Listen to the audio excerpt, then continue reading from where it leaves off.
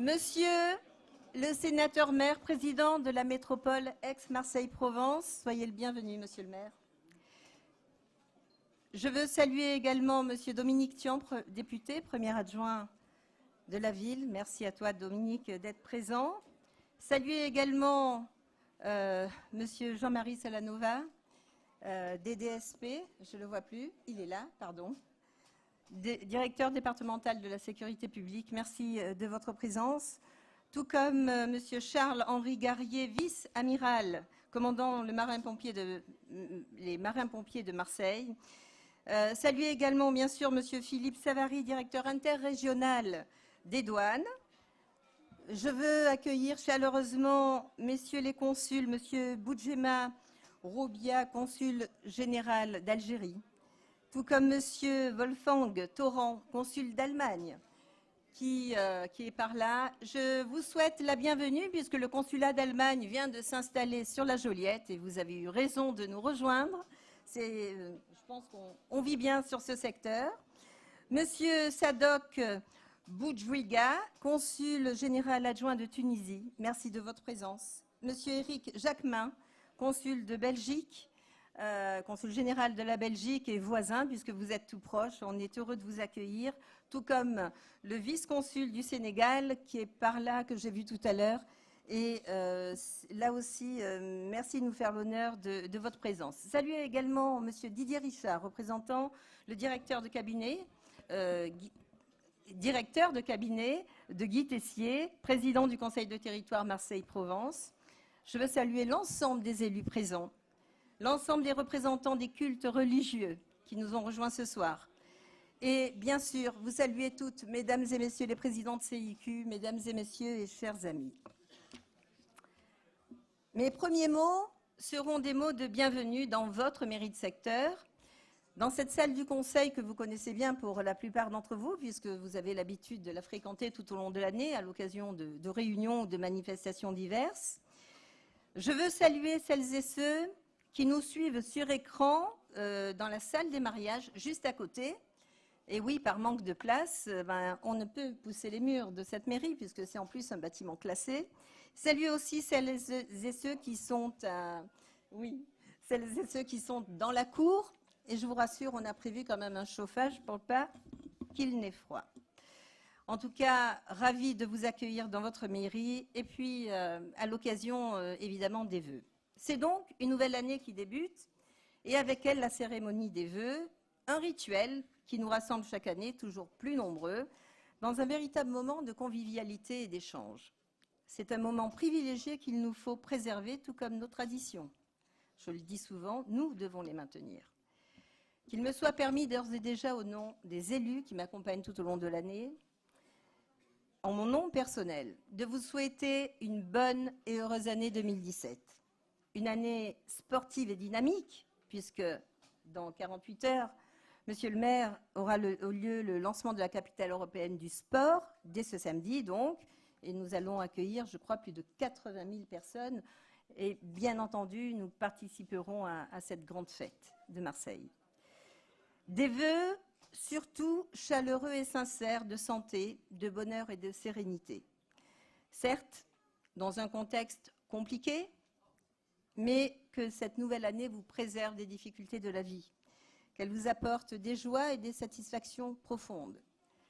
C'est aussi l'occasion pour nous d'avoir une pensée pour ceux qui sont isolés, empêchés ou absents, et je pense aussi à ceux qui nous ont quittés cette année.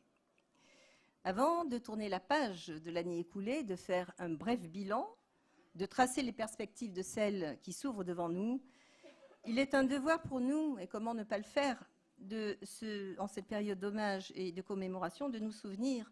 En effet, l'an passé, nous étions, monsieur le maire, vous étiez là, nous étions réunis dans cette même salle, comme nous le sommes aujourd'hui, dans une émotion profonde, suite aux attentats perpétrés sur le territoire français à Paris.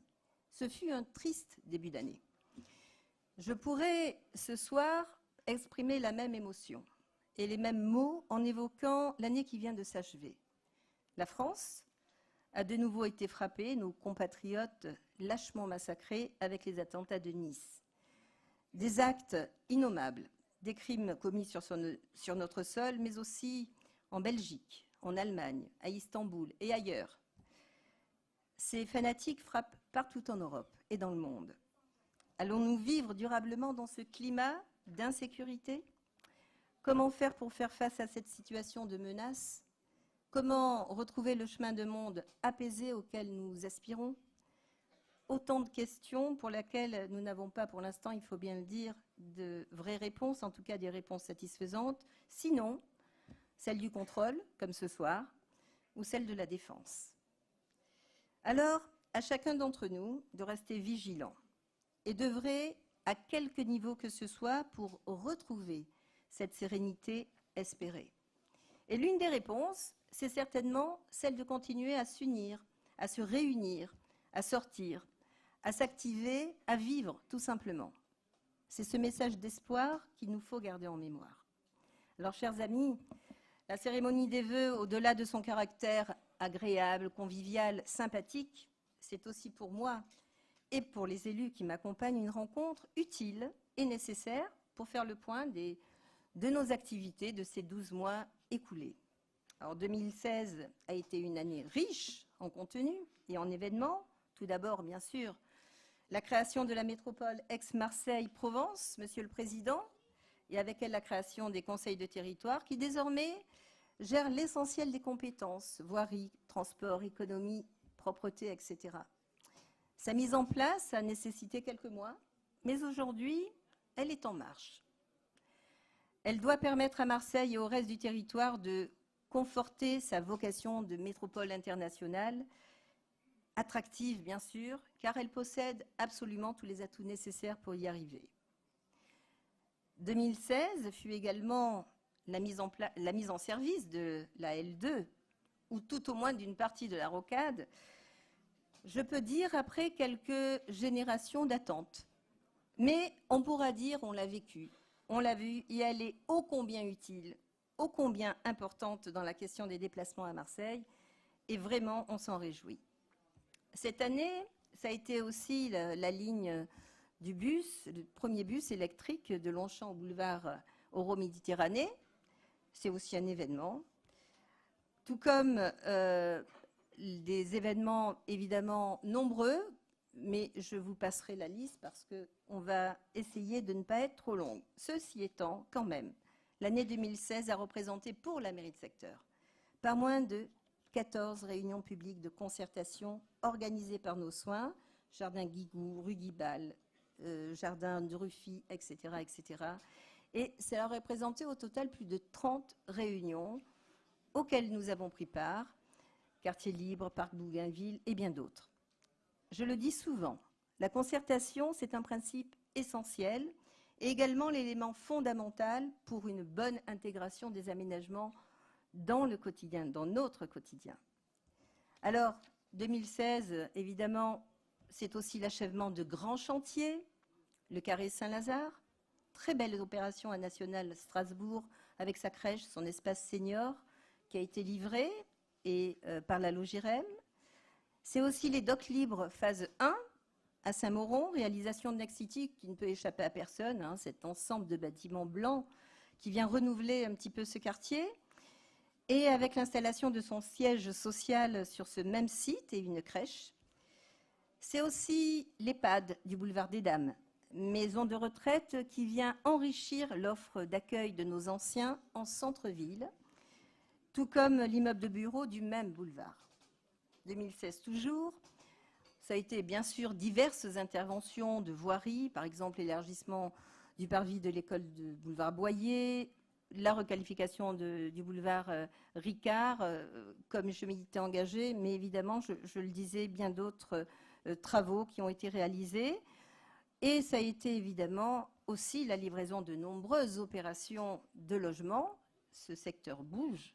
Ça a été la livraison d'Horizon Massalia à la Belle de Mai, au sein même du parc de la maternité, de l'ex-maternité de la Belle de Mai, par Pitch.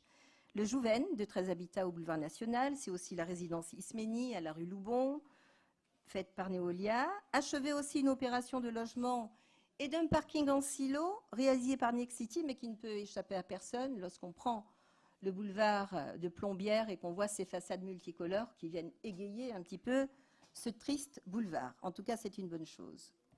Ce fut aussi une année d'inauguration.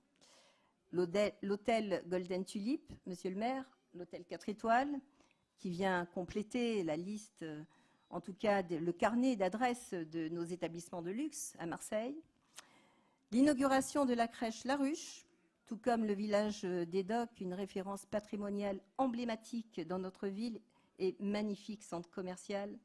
Bien sûr, ça a été aussi le centre de loisirs du refuge totalement rénové, la crèche La Cabane, Dame Tartine et bien sûr l'esplanade de la Major, inaugurée en grande pompe, juste en face de la mairie, aujourd'hui appelée l'esplanade Jean-Paul II. Et j'en profite pour souhaiter en notre nom à tous un bon rétablissement à notre archevêque qui est hospitalisé. Et à cette occasion, monsieur le maire, vous aviez fait réaliser une très grande bâche à l'effigie de Jean-Paul II. Immense bâche qui a été décrochée d'ailleurs il y a quelques jours à peine. Et vous avez décidé de l'offrir au père Alain Ottonello. Mais entre nous, je doute qu'il puisse la mettre dans sa chambre. Et bien sûr, ça a été les halles et les voûtes de la Major, des établissements formidables, avec des établissements de restauration, entre autres, qui sont aujourd'hui de nouvelles références à Marseille et qui viennent compléter celles qui existent déjà, bien sûr. Alors, 2016, c'est encore le Square Charpentier, le parking du même nom que nous avons inauguré au mois de décembre, ou encore le City Stade Ruffi et le jeu de boules Turenne, pas encore inauguré, mais livré. Alors évidemment, j'en oublie certainement, mais vous m'en excuserez. 2016, c'est pas fini, c'est aussi des poses de première pierre, et ça c'est important.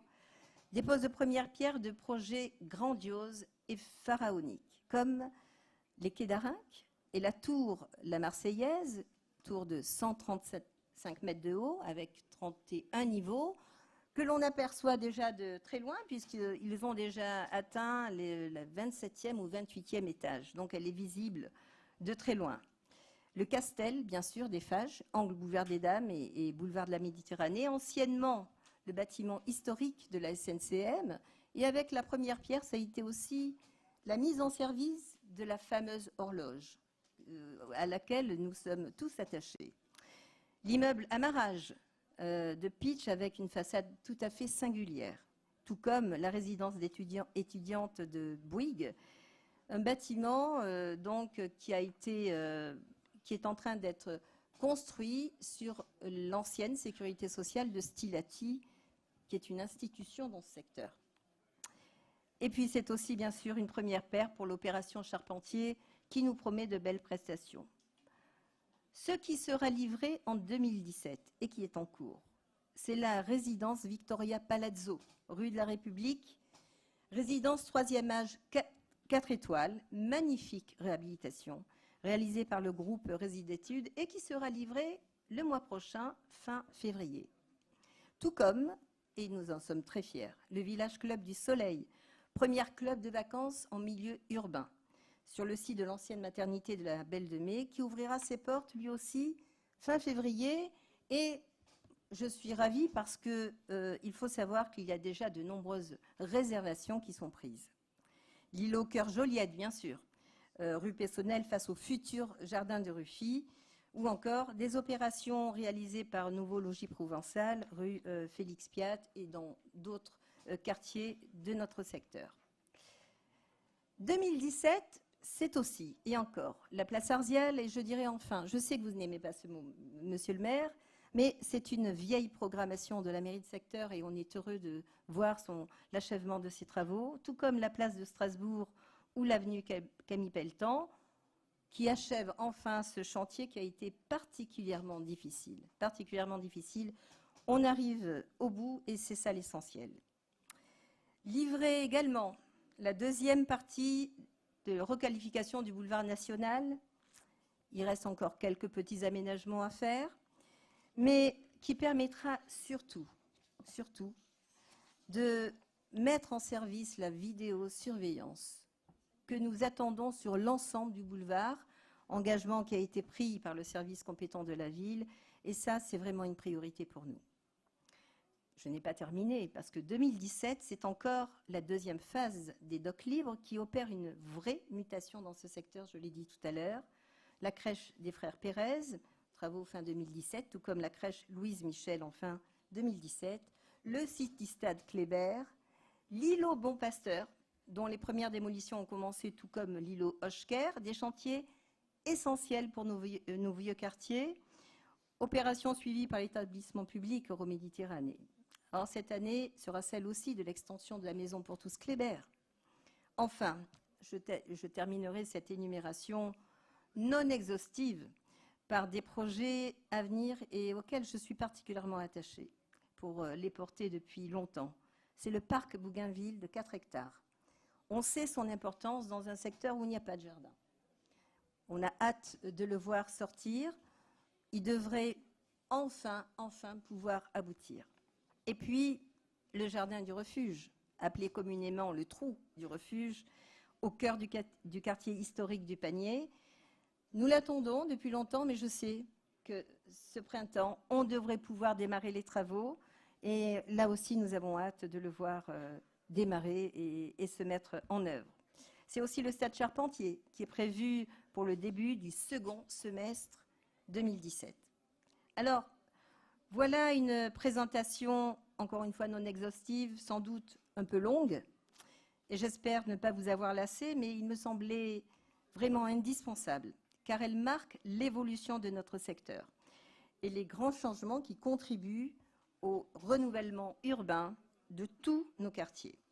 Saint-Mauron, Vieux-Port, Belle-de-Mai, National, en passant par la Villette, Saint-Lazare ou encore la Joliette. Tous ces projets, nous les avons portés, soutenus, accompagnés ou défendus avec et auprès des différentes instances et institutions. Alors, bien entendu, après le Vieux-Port, le J4, la gare et toutes ces belles réalisations, Euroméditerranée poursuit son œuvre de métamorphose d'une partie de notre territoire. Et avec notamment le multiplex cinématographique sur Euromède Saint-Terre, qui devrait démarrer d'ici la fin de l'année, et peut-être une piscine, et sûrement même la piscine côté rue d'Antoine, mais je pense que ça, c'est dans un second temps. L'agence de rénovation urbaine poursuit la sienne, avec notamment des opérations multiples et variées sur Saint-Mauron et Belle-de-Mai, entre autres. Toutes ces réalisations, elles sont une ambition pour nous, mais elles sont aussi une ambition pour notre ville. Elles contribuent à la bonne image de Marseille. C'est une évidence, nos quartiers se transforment et nous sommes fiers de ces évolutions positives. Même si le chemin qui reste à parcourir, nous le savons, est encore long, mais, et notamment en matière d'équipement public, bien que nous avançons. J'ai annoncé un certain nombre de choses. Et en la matière, Monsieur le maire, merci d'avoir répondu favorablement à ma demande de construire l'école Ruffy et l'école Marceau, pour ne citer que celle-là. C'était une attente et ça devient donc effectif, ça l'est. Je fais simplement le vœu, puisque c'est la période, que les dates de livraison annoncées puissent être ramenées à un calendrier qui soit plus proche, plus acceptable, car en effet, 2020 reste beaucoup trop loin quand on connaît la situation de saturation de nos écoles aujourd'hui. Alors voilà, brièvement dressé un tableau des actions menées, des avancées et des perspectives 2017. Elles sont toutes importantes pour la qualité de vie et elles sont une très bonne chose. Mais il y a toujours un mais. Il faudra prendre garde toutefois à certaines décisions qui ne vont pas forcément dans le sens de cette évolution positive tant attendue. Notamment l'accumulation de structures d'accueil très sociales et de foyers concentrés sur un seul périmètre, sur un seul arrondissement, plus de 40 sur le 3e arrondissement. Ça va à l'encontre de tous les efforts qu'on fait tous communément pour faire avancer les choses. Faire attention aussi à la politique de peuplement, dont les effets ne sont pas toujours de nature à aider nos propres résidents en recherche de logement, et aider au redressement de nos quartiers, je dirais même de Marseille. Et je pense bien sûr au Dalo, mais pas seulement. C'est une de mes revendications, comme beaucoup d'entre vous le savent. Alors, il reste bien entendu le quotidien. Et c'est sans doute le plus important. La sécurité, qui restera toujours pour nous la priorité. Et à cet égard, je veux remercier très chaleureusement l'ensemble des forces de l'ordre, nationales et municipales, et saluer le directeur de la police municipale, Marc Labouze, que je n'ai pas cité tout à l'heure. Ces forces de l'ordre qui font un énorme travail sur le terrain.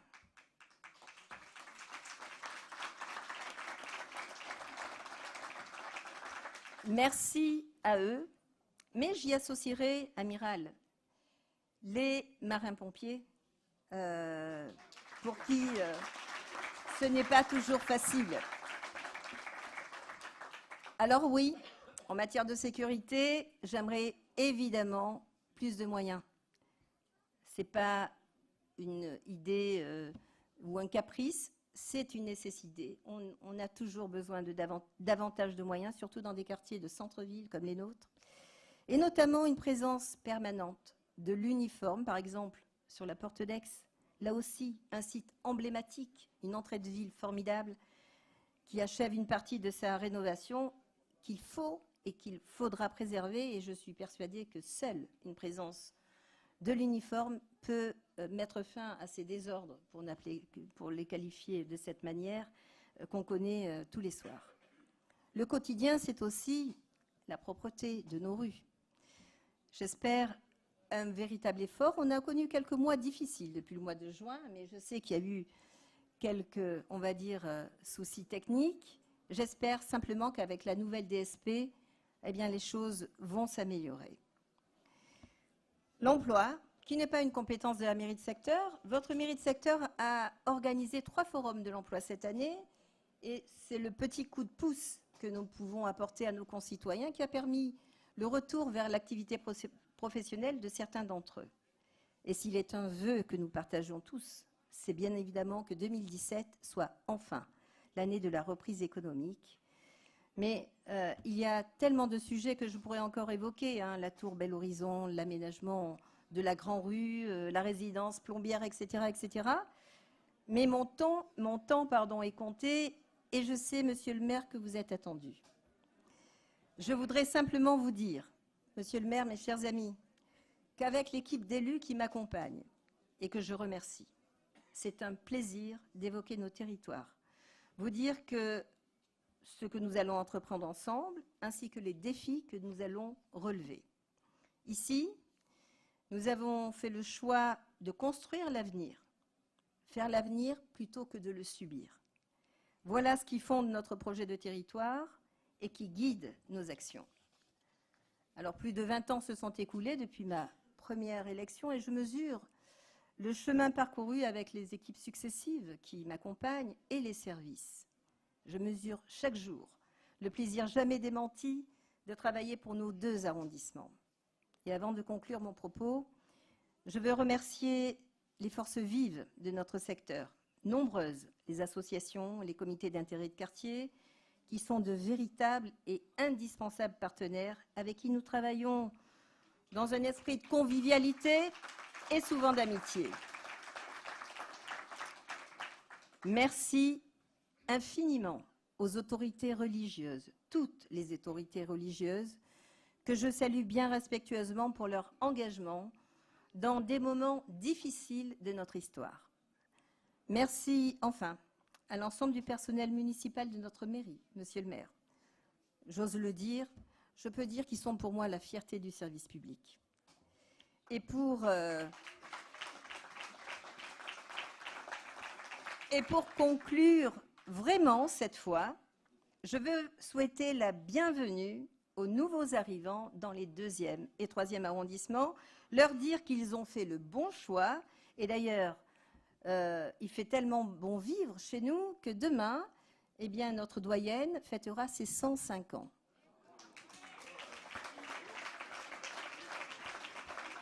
Je vous le souhaite à tous, hein. Je vous le souhaite, monsieur le maire.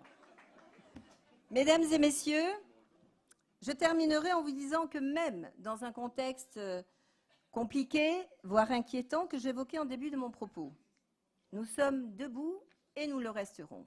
Nous continuerons à assumer avec fierté notre identité de Marseillais et de citoyens attachés à la liberté, à l'égalité et à la fraternité. Continuons à vivre dans la paix et le respect, à vivre comme nous l'entendons, dans une société qui est socialement, culturellement, religieusement cosmopolite et où les idéaux savent descendre de leur piédestal pour nourrir le vivre ensemble plus que jamais. Alors, bonne année à vous tous et merci.